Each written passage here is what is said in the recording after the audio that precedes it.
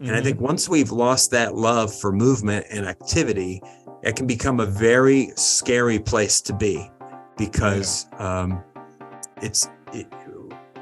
movement is really what drives everything.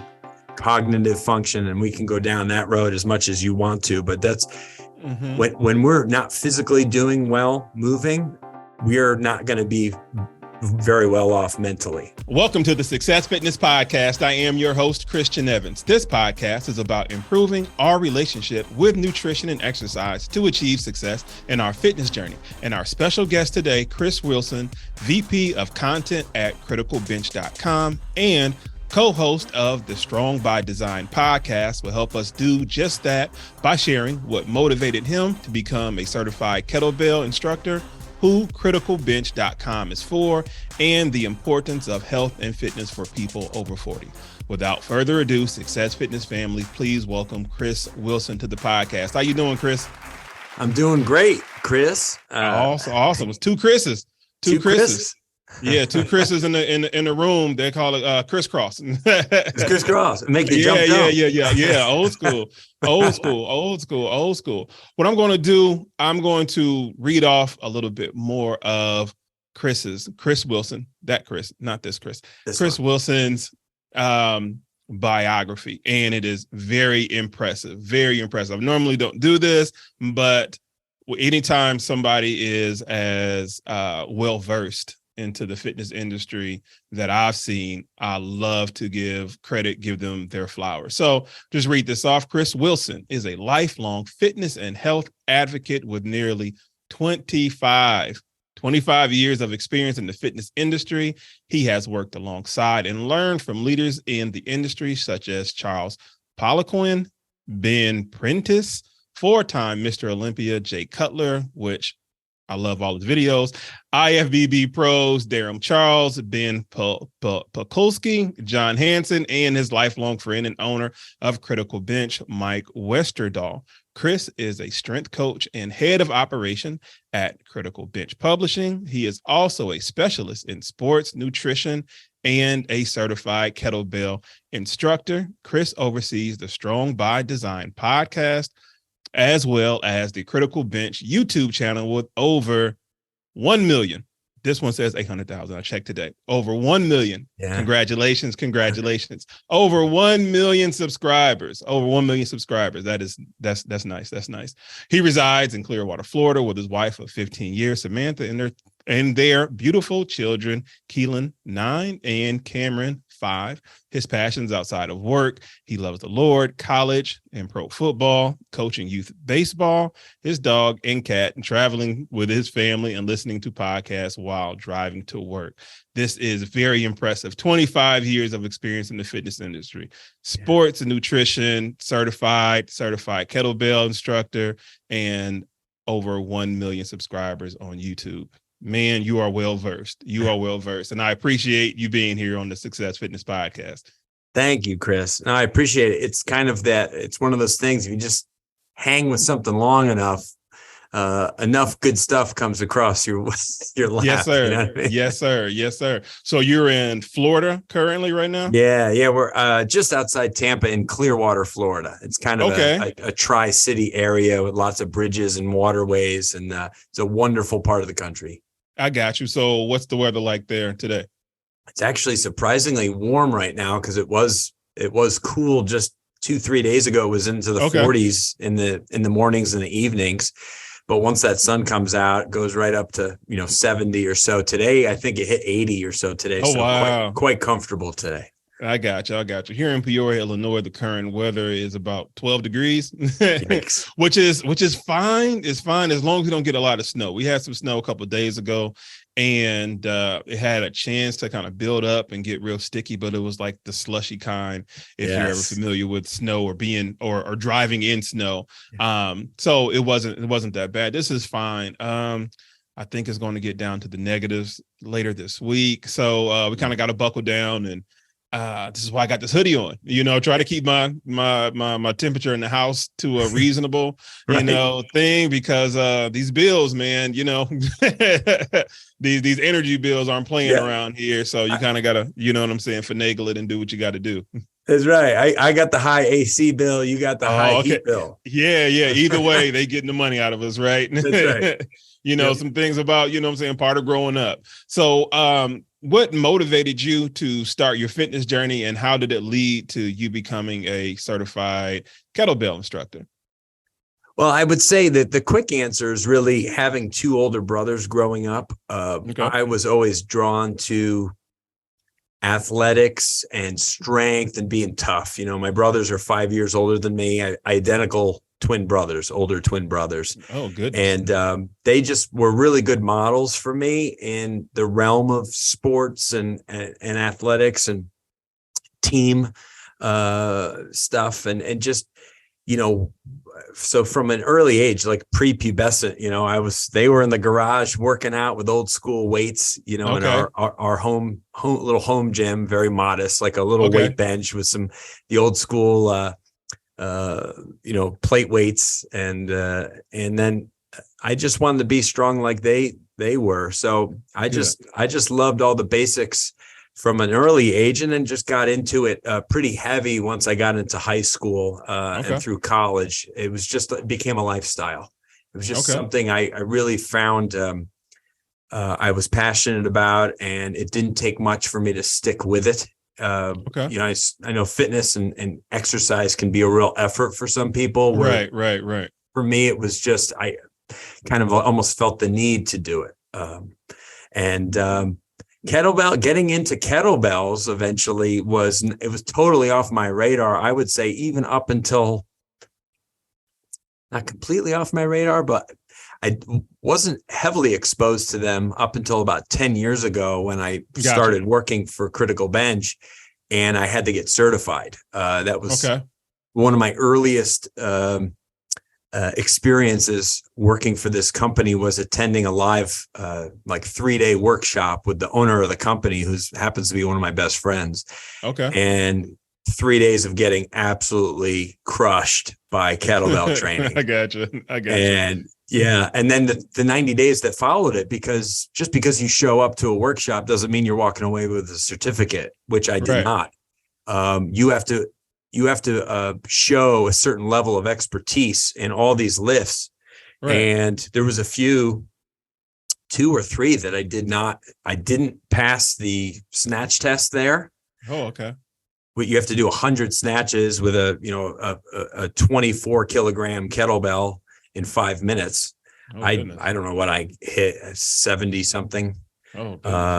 And you have to do all the different movements with like passing a test, an eye test by master instructors, which I did not do. And so you have like a 90-day period afterwards where you have to film yourself and submit it in order for that to get approved. I gotcha.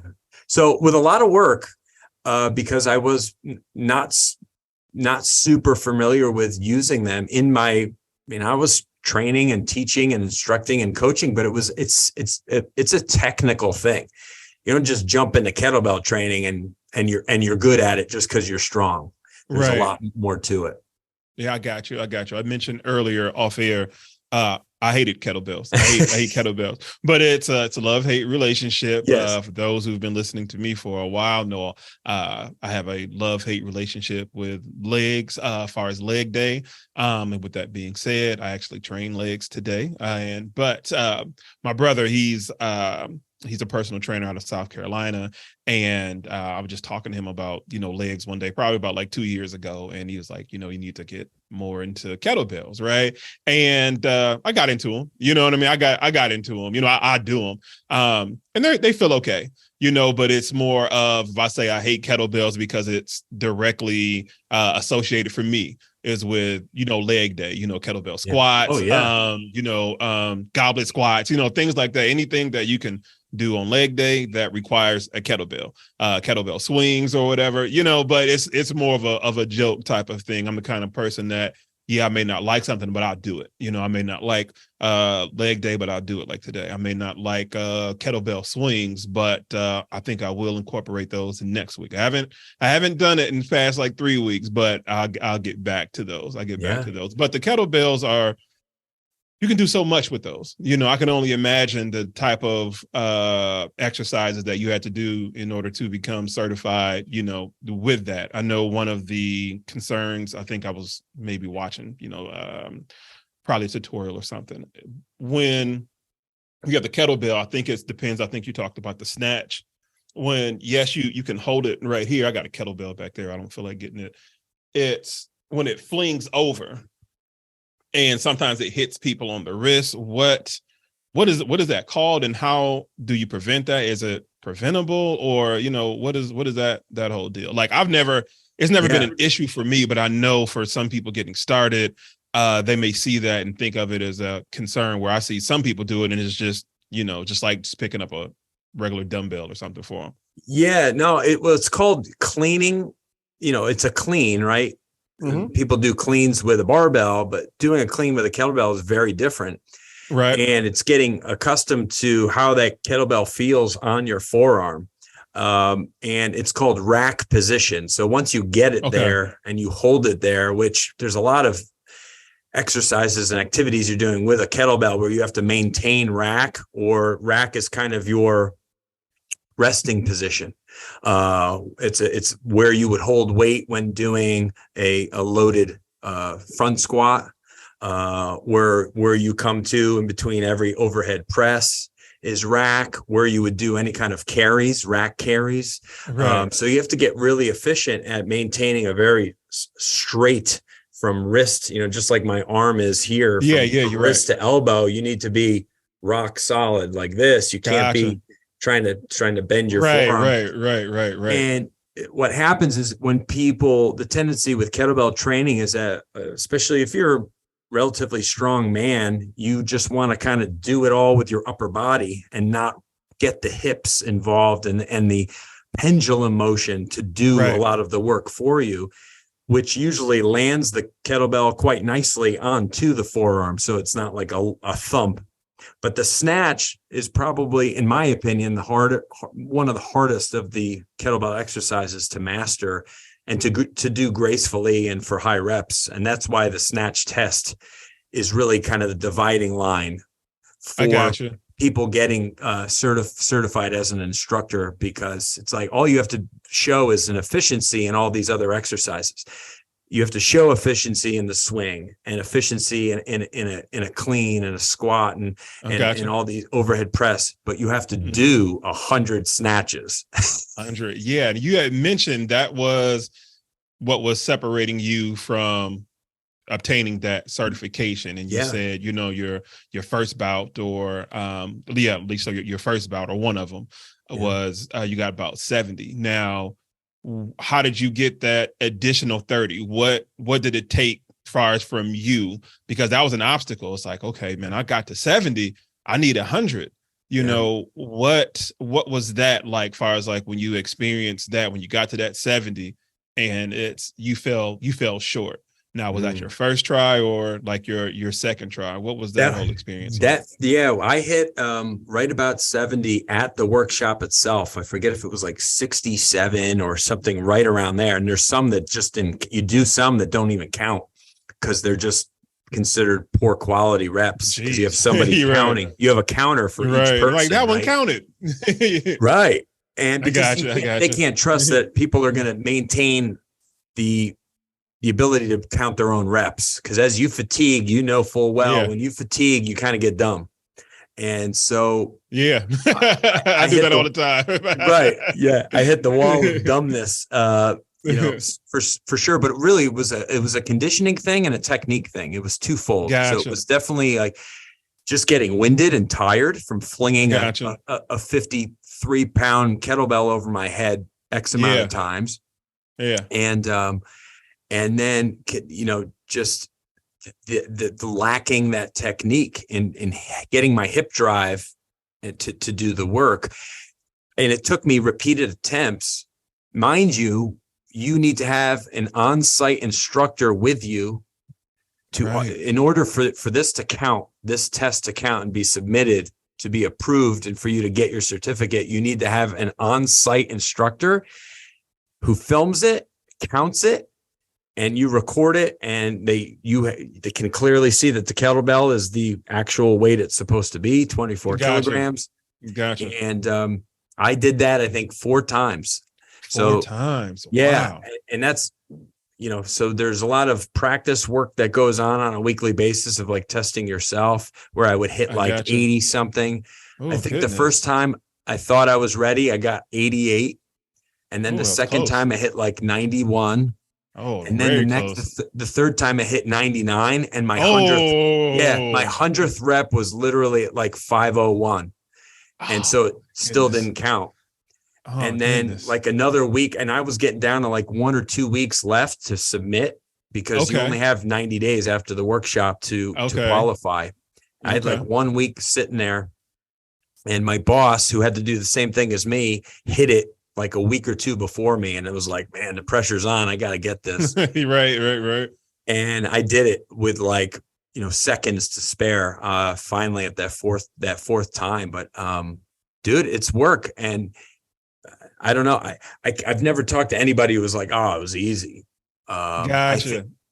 I'm sure there's some people out there who maybe are just really stronger than I am, and can fling 53 pounds over their head repeatedly for 5 minutes 100 times. But I'll tell you, it's exhausting. It's exhausting. So you have to, if my math serves me correct, that's over 20 in 60 seconds, and at least far as for the pace.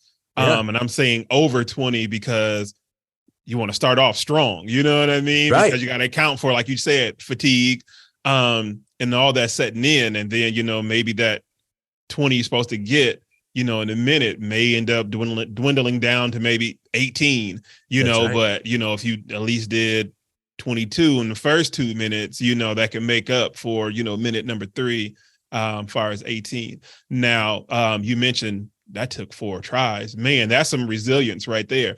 Did you have anybody helping you out far as to train you to kind of get over that hump? Did you talk to people who had success and completed that? And if so, like, how did they help you out? Yeah, I did. I had a kettlebell instructor by the name of Mike Willie, who's a master instructor. He's certified in kettlebell training with multiple bodies, Strong First and RKC, Russian Kettlebell, or through Dragon Door. He, I should say, is just terrific. He's like a specialist when it comes to kettlebell work.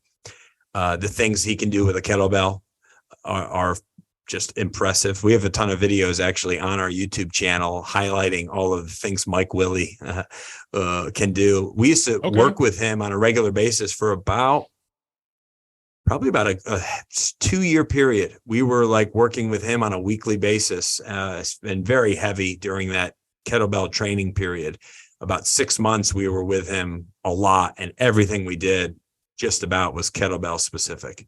It was a grind.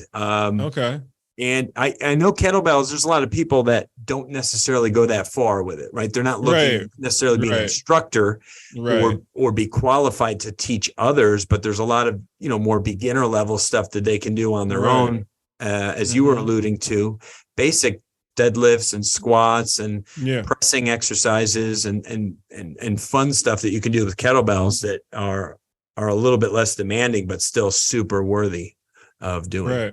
Right. So what is it about the kettlebell that kind of makes it, its own separate thing? Because it's probably about, at least far as for me, probably about 3-4 years ago, I've just seen like a rise in the usage of kettlebell. So what, in your professional opinion, is like that thing that separates it from your traditional, dumbbells and, cable resistant exercises? I think because of the variety of movements you're able to do with just a single kettlebell that's really impacting the entire body, so that people of different levels and skill sets, are able to do a lot of different types of training and workouts with just one implement, one piece of of strength equipment.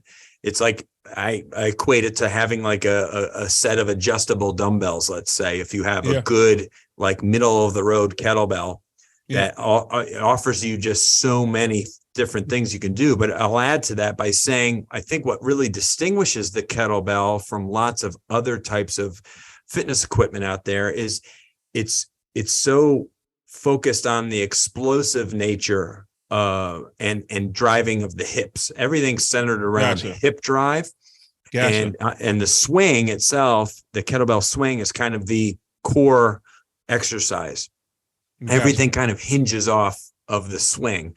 And and so once you master that, that's why a lot of emphasis is placed on the swing, because the swing gets you into clean position, which gets you into all the overhead work. And the swing is is really good on the body, and great for posterior chain work, hamstrings, low back, upper back, abs. So just, it's so great. But it's fun too. I think that's the other attraction, is that people just kind of have a lot of fun with it. And it has exploded. I would even say over the last decade, really. Right. That it really has become super popularized, and you seem to see them everywhere now. You go into like your local Marshalls or something, and they have like little fitness equipment. They have little med balls, jump ropes, and they got kettlebells, For sure. And speaking about kettlebells and adjustables, I have some of those Bowflex adjustable kettlebells.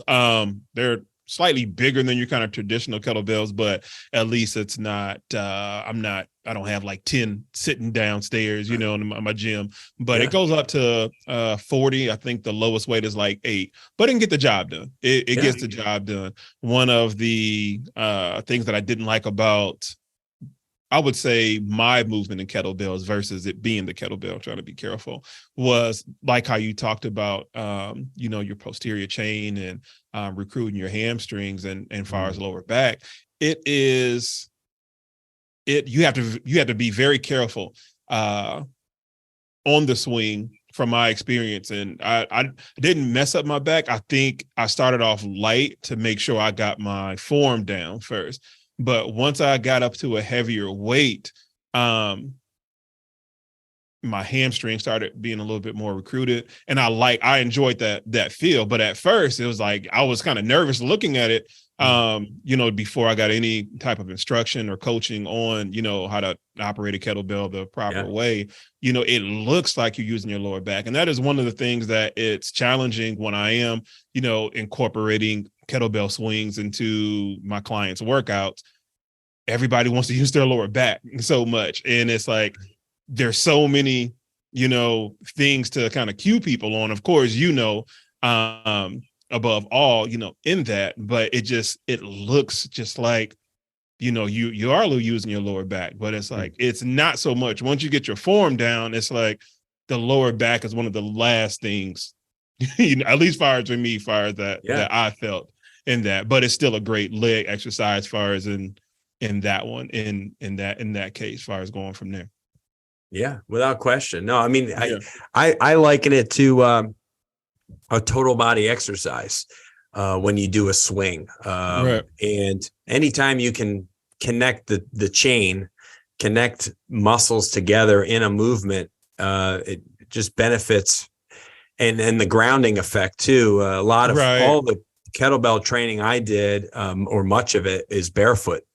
And it's really good at getting your feet to spread and really get rooted and grounded in your training. And you're so much stronger and better at recruiting muscle when you are in a very flat shoe, or barefoot especially. That's why you see all the old school lifters back in the day were barefoot a lot of the time when they were squatting or deadlifting, because they felt more sturdy. And that's what you get from kettlebell when you're explosively moving in that pendulum motion. Being grounded in bare feet is safer and better. And once you get used to it, it feels weird to kind of do it with shoes on. Yeah, I'm like that to this day when it comes to squatting. I take my shoes off. Take my shoes off, and it's a entirely different feeling. I feel more secure with my shoes off when I'm squatting than when I have my shoes on. Yeah. Now, why is health and fitness for people over 40 so critical? You see what I did there? So critical, right? Yeah, that's the name critical bench, but yeah, which harkens back to the days of just bench press programs here at yeah. Critical Bench. But we've become much more diverse over the last 10, 15 years. Gotcha. It has a direct correlation to how we think, how we feel, our yes. mood, our hormones, everything. So I just, obviously it's a long-winded response to a pretty simple question, but this is something that I've been drawn to I gotcha. for most of my adult life. And that's why I really took a lot of pride working with the older population, because I kind of just intuitively knew movement for these people is vital to their quality of life, to their independence, to maintaining, to being injury free and avoiding any kind of catastrophic injury with age. Yes. And I was watching a podcast interview a few months ago, and the question was more of a, what's better, diet or strength training? And this doctor, she, her answer really struck me. And I've been telling this to a lot of my clientele, because the majority of my clientele are very late 30s, early 40s, mid 50s, and, so on. Right. And her answer was, if I could choose one to focus on, it would be strength training, because as you age, it's pretty much what you're saying is parallel to what, I heard, is that it affects your movement and your ability to move.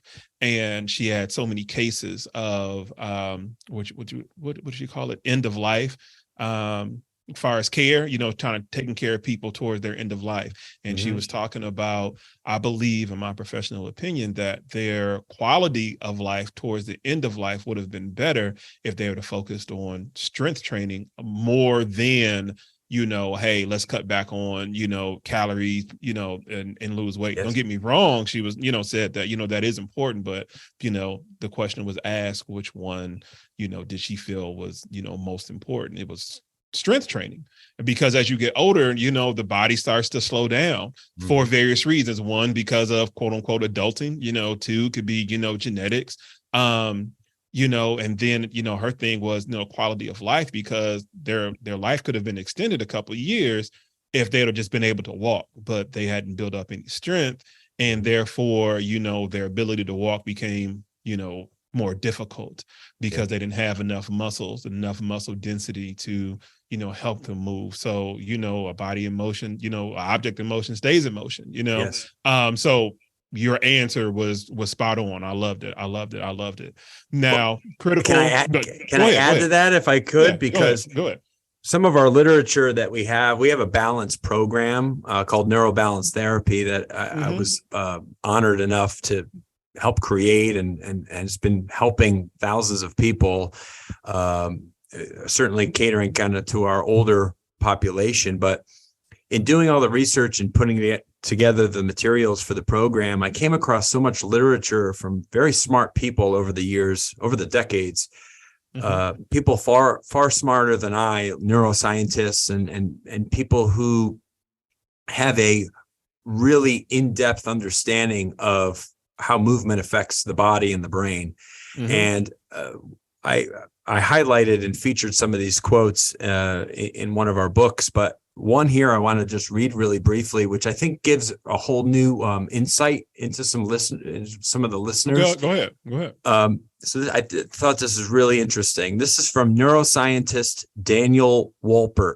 Wolpert is a neuroscientist. He says, we have a brain for one reason and one reason only. That's to produce adaptable and complex movements. Movement is the only way we have affecting the world around us. I believe that to understand movement is to understand the whole brain.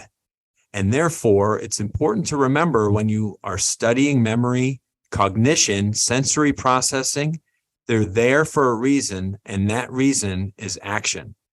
And because I think most people, when they think of your brain, they think and the importance of the brain, right? If the brain's not functioning well, life is not going very well.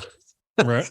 And what really lights the brain up is when we move the body in Right. different types of ways, Mm-hmm. and incorporate dynamic movement and new forms of movement, and try to learn new forms of movement. And that's why the brain, the developmental part of that, from 0 to say 8 years old, the brain is just like a sponge, right? Because what are we doing mostly from 0 to 8? We're training the body through movement. Yeah. We're rocking, and we're rolling, and we're crawling, and we're walking, and that leads to running and jumping and tumbling and all of these things that we have to do, as I alluded to earlier. And that's when the brain really takes off with coordination of movement. And I just, once you cut that off, and once that's limited, well, then I think, we're mentally limiting ourselves too. Gotcha. I love it. Now, what is criticalbench.com and who is it for? Well, criticalbench.com is what it sounds like. Critical bench press is probably what people are thinking, maybe. And that's what we were for the first, let's say, 10 years of the business, from 1999 to about 2009. Okay. Most of what we were all about was very much creating personalized bench press programs to help young athletes, high school, college, increase their ability to bench press, to perform better in sports. And that's the owner of the company. He kind of created it out of his own passions and desires to improve his own bench press and help others do it. And about 10 years into the business, once he was around other fitness leaders in the industry and collaborating and things, the business evolved into more of a general health and strength platform. We were creating products to help people improve their body in other ways. So it wasn't just strength based. It was getting out of pain and improving your hip movement and improving your posture and stretching and mobility things, and easy to implement stuff. That's kind of we're very much problem solution oriented here at Critical Bench. And we are the last 8-9 years, we've just had such an array of great products and programming that we've put out into the world that really help people introduce some type of movement in their life that's either fairly gentle or a bit more aggressive, depending on what level they're at. And to be able to incorporate it on a regular basis quite simply, because I think we're all lacking for time in these busy lives that we have.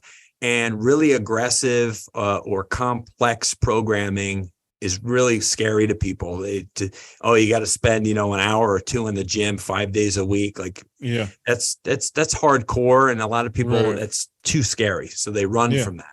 Right. But if they think, geez, in 10 or 15 or 20 minutes, like 2 or 3 times a week, I could probably do that. Right. And so that's more where we come in, and things that we've helped people with to be able to incorporate more healthy movement patterns in their life, again, to get out of pain or improve mobility or fix posture or improve balance, like our one of our newer programs. So I got you. Excellent. Excellent. Now, how did you become VP of content there? Yeah.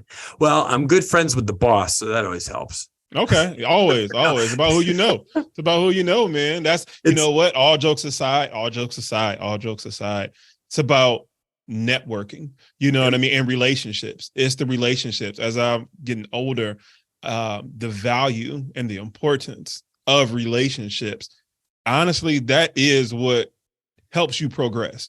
As we're young, we're thinking about getting everything out the mud, getting, what I'm saying, scratching and clawing. And while that may work for some people, the world doesn't necessarily work entirely like that, so it's best to take care of the relationships that you do have. You know what I mean? Yes. And that is so important. It may sound like nepotism or whatever. You can label it whatever you want, whoever's listening. The reality is it's about the relationships that you nurture. So whoever you're talking to or talking with, just be very mindful of who you're talking to. You never know who that person is or their parents or the people that they know. It's all about relationships. Everything that I've gotten up until this point is directly correlated with the relationships and the good relationships that I have with people. In addition to, go ahead and put in your hard work in and stuff like that. But none of that stuff really works if you don't have a great relationship with people. No, it's 100% accurate. My boss and my friend Mike Westerdahl would tell you without question. I don't even think he would hesitate. What's been the number one driver in your business's growth over the last 15 years? He would say my ability to connect and collaborate with other leaders in the industry and maintain a healthy relationship with them. Right. It's connecting the dots. It's oh my gosh, yeah, I met that person, and then you recall a conversation, and then you connect that person to somebody else. Yeah. And the more you can connect others to each other, they remember like who the catalyst was. And that becomes really like, if you can change someone else's business by connecting them to somebody that and you do that enough times, these things come back and can work very well for you down the line unexpectedly.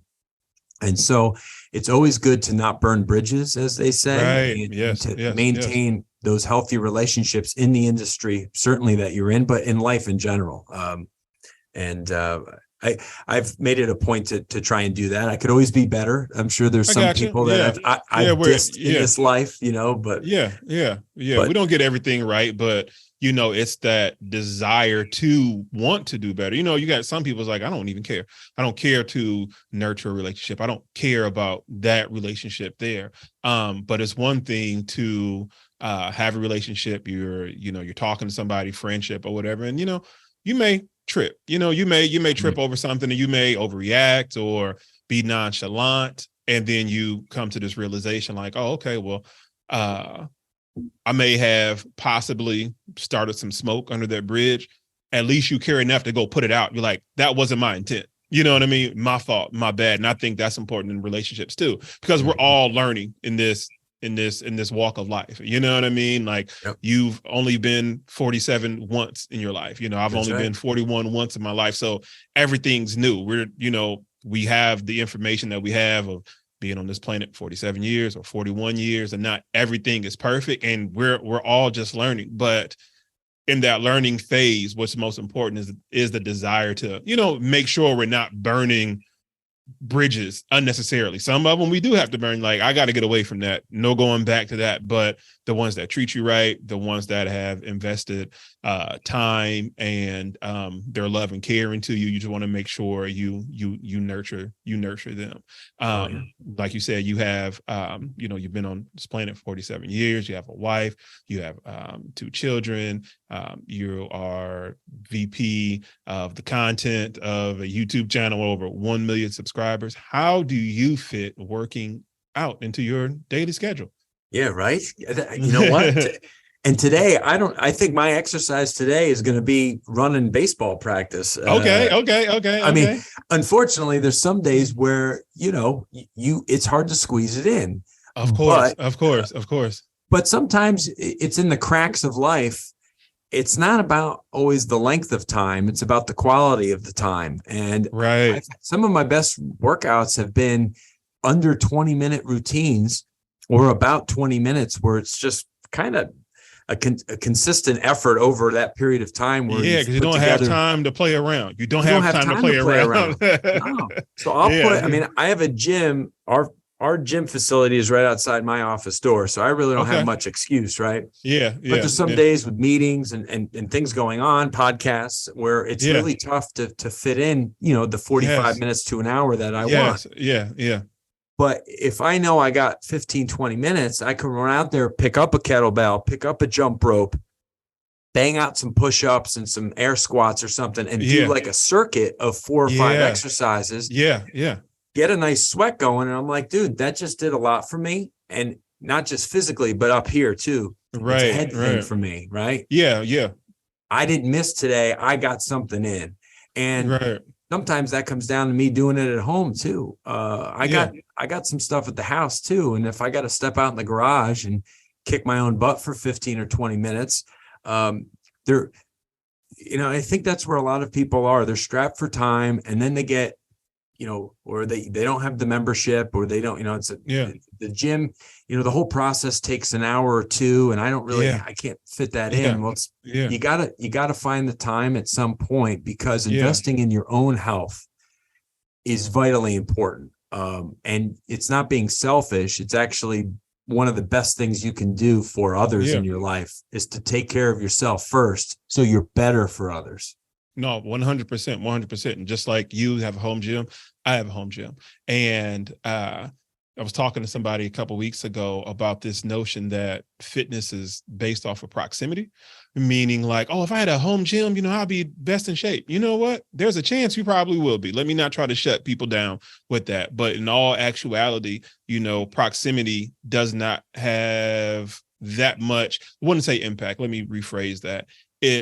It's not what you think it is, you know what I mean? Solely directed from a proximity standpoint, that's challenging those who say, oh, if I had a gym in the house, or if I had this, I would be in the best of shape. You know what? I give you credit. You might be, but it's not necessarily like that. And so with that being said, my alarm goes off at 5:00 in the morning. Takes me probably about a good half hour to kind of get the cobwebs out of my head or whatever.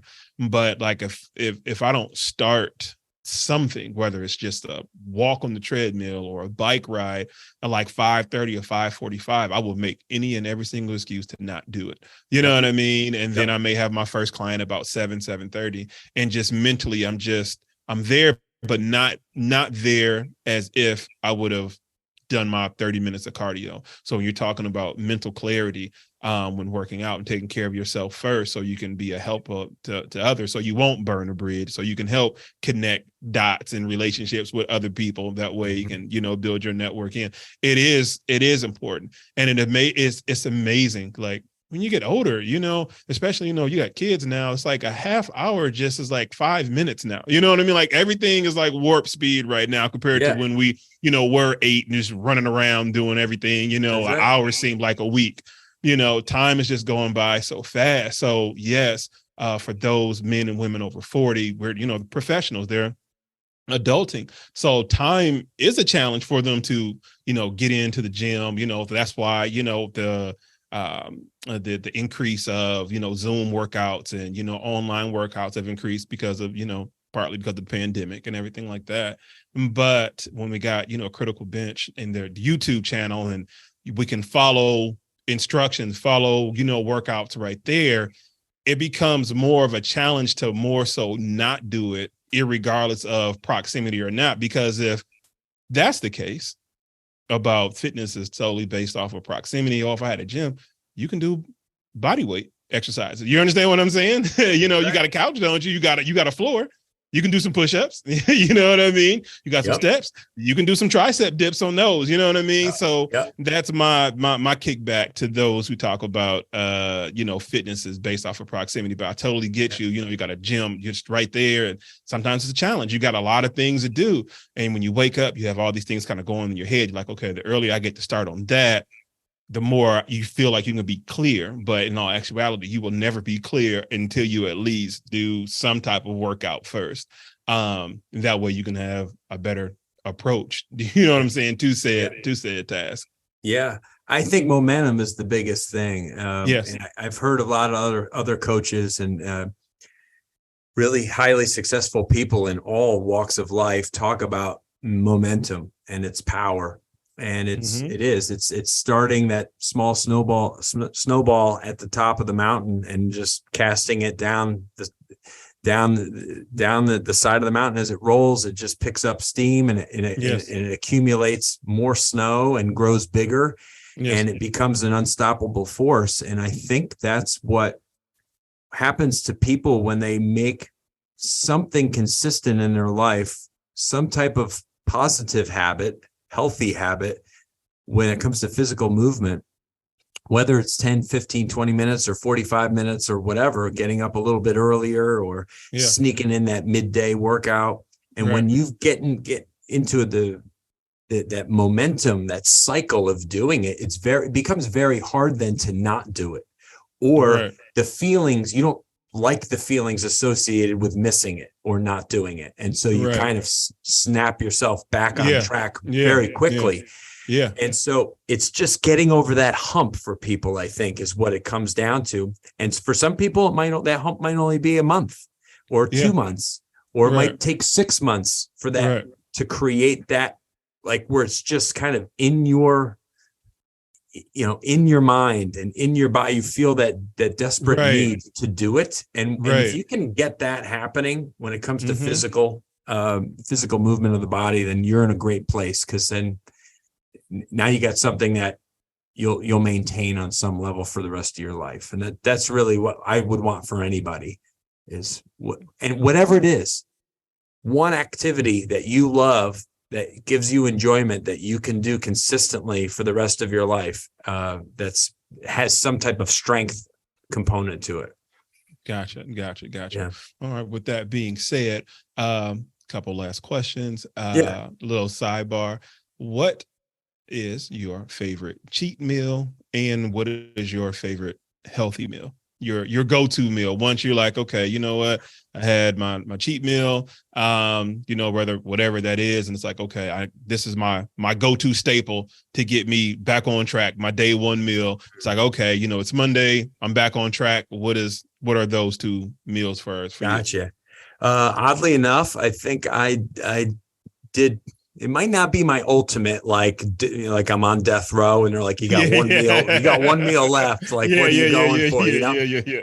But I had my brother's family over the weekend, and we grilled out, and, just burgers and dogs and all the fixings and stuff. And I would say a full plate with a nice, fresh off the grill hamburger, hot dog, potato salad, macaroni salad, if they're homemade, even better. And I'm pretty simple when it comes to that. Like that for me, that's like an ultimate cheat for me. It's high calorie, lots of protein, lots of fat, lots of carbs, lots of everything. But really satisfying. I would say what's like a healthy go-to meal for me. My wife does a really good job at making a lot of healthy meals at home. And I'm pretty simple when it comes to that. She'll do either roasted. Typically, I like roasted broccoli or like roasted Brussels sprouts, which either one's healthy. She just do a light spray of olive oil on those and then roast them in the oven. Yeah. So they got a little bit of crisp to them. Gosh, they're so much better than anything else. Yeah. And then with either some type of white fish or chicken, either one, like kind of sub that in, and then probably some type of like a jasmine, like rice. I would say, overall, you're getting a good complex carb. You're getting a really good vegetable, so you get that fibrous carbohydrate, and then a really good protein source that's lean in your chicken or your fish. And I could eat that. I mean, heck, if someone made that and didn't have to always be my wife, because it's a lot of work to prepare that all the time, But if somebody could do that for me, I would probably be pretty happy eating that just about every other night, let's say. I gotcha. I gotcha. But that's my long answer. I think there's an acronym. I think it's called KISS. Keep it simple, something like that. Keep it simple, stupid. Yeah. That's it. So something simple, something quick. Quick is relative if you're a cook, but I get it. Now, what lesson did you learn about yourself when you reached that goal of going from 70 kettlebell swings to 100? What lesson did you learn about yourself that you can give to those looking to for motivation to get either started on their fitness journey, or they're kind of at that point to where it's like, man, I keep trying to get to whatever it is. I can't get to that hump. What words of encouragement or motivation do you have for them? I think anything worth something in life has to come at a cost and has to put you through an uncomfortable time. I that's when we grow. things that come easy are not valued or appreciated. And I know that from having kids. If you just give them anything and everything, they don't have an appreciation for it. Hard work, challenges, obstacles, and overcoming those things. So what I learned from was all of the effort and time I invested in myself in improving my ability to finally hit that, made that whole experience so much more rewarding, and one that becomes unforgettable and something that you're extremely proud of for your, and then you take that with you on that next challenge. So that, you know, like, man, when I'm faced with something that at first really seems almost insurmountable, or super challenging, or I hate it, or I don't like how uncomfortable I am, or whatever, those are the times where you got to lean in. And this is like, here's my opportunity now. Here's an opportunity to shine. Here's an opportunity for greatness. And I think and we're all capable of it. Every single person listening is capable of something great in their own life. And just to allow themselves to lean into that uncomfortable, fearful side of it, and to take on that challenge, because what lies on that other side feels good, man. Yeah. It feels so good. If it came easy, it's forgettable. Yes. Success is golden is what I say. Success is golden.